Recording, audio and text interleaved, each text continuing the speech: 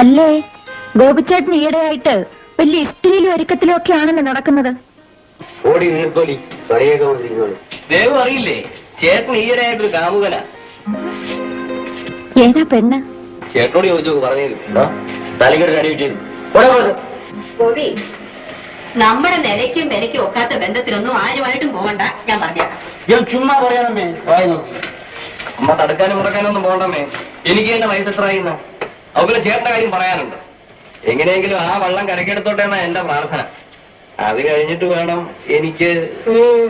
നിനക്ക് എന്നെ കൊണ്ടൊന്ന് പറയിക്കണ്ട, നീ കഴിഞ്ഞു പോ. രാഗിണി പോകരുതെന്ന് പറയാൻ തോന്നുന്നുണ്ട്, പക്ഷെ എന്ത് ചെയ്യും? ഒന്നും ചെയ്യണ്ട. ചേട്ടൻ രാത്രിയിൽ ഈ കാവൽപ്പുരയിലല്ലേ കിടക്കാറ്. എന്റെ ഓർമ്മകൾ ഇന്നും അവിടെ ഉണ്ടാവും. അങ്ങനെ എത്ര നാൾ കഴിയും? എന്റെ പരീക്ഷ കഴിഞ്ഞാൽ അച്ഛൻ ഇങ്ങോട്ട് പുറപ്പെടും.